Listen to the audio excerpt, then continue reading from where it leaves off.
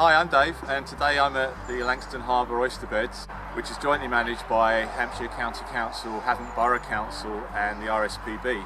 It's high tide at the moment, as you can see behind me. It's an interesting site with lots to see, so let's take a look.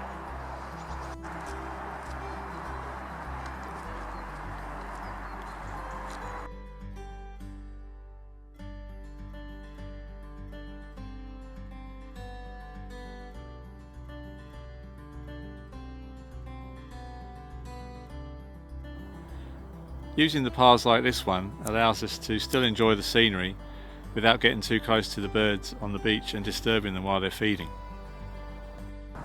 Oysterbeds is actually a very popular spot for water sports, kayakers, paddle boarders, windsurfers, and it's a great spot, especially it's not a very windy day today, but when it's windy it's great. We would ask though that all you water sports enthusiasts, if you can stay 50 yards away from the walls and the spit, just to avoid disturbing the birds.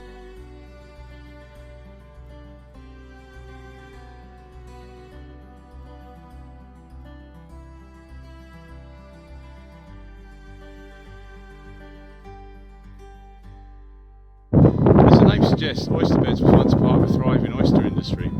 Oysters were farmed in lagoons like the one behind me before being shipped to markets in the mainland. Nowadays, the man-made walls of these lagoons make great resting places for wintering birds to rest at high tide. And it's very tempting to want to walk out here and get a closer look. Unfortunately, if we do that, we can cause disturbance. So the best thing is, if you have them, is to bring your binoculars and look at the birds from a distance.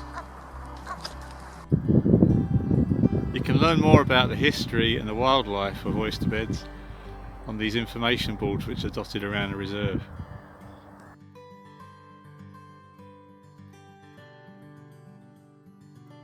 In the last few years, the RSPB have installed rafts in this lagoon, which have successfully hosted breeding common tern colonies.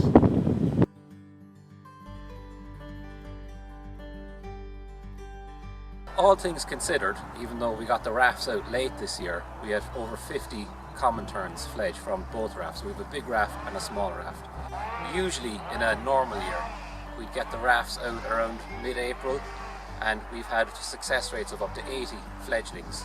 But this year, because of lockdown, we didn't get the rafts out till the end of May, and that explains why we got just over 50 fledglings. One great thing about Oysterbeds is there are lots of good vantage points like this one, where you can get your scope out or your binoculars and look at the high tide roost.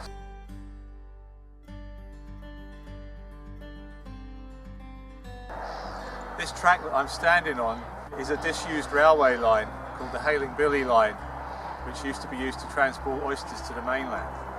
And it's now used by walkers, cyclists, joggers, and even the occasional horse.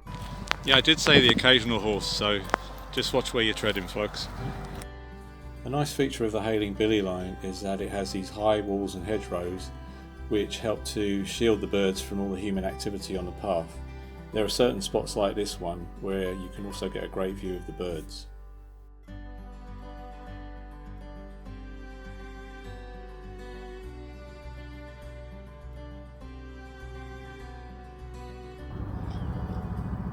While you're walking down the billy track, if you look to the other side, you'll see this lovely little scrub and wetland habitat where you might see any number of interesting things, even of the non-bird variety.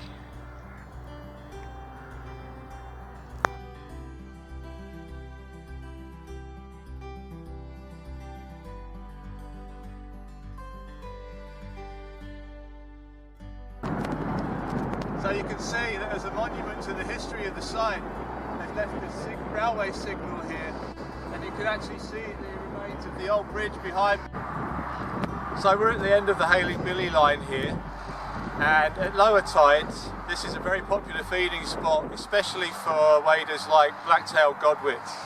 From up here I've got a great vantage point. I'm far enough away that I'm not going to disturb them while they're trying to feed, but I'm close enough to get a good look at them.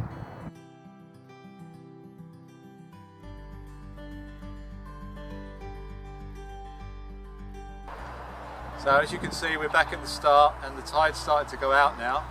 Just after the tide starts to go out is when the birds start to feed, but it's also a time when they're most vulnerable to disturbance.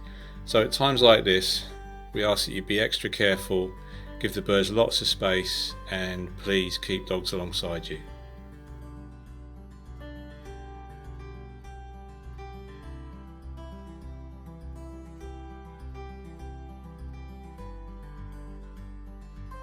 So that brings us to the end of our tour of the Oysterbeds.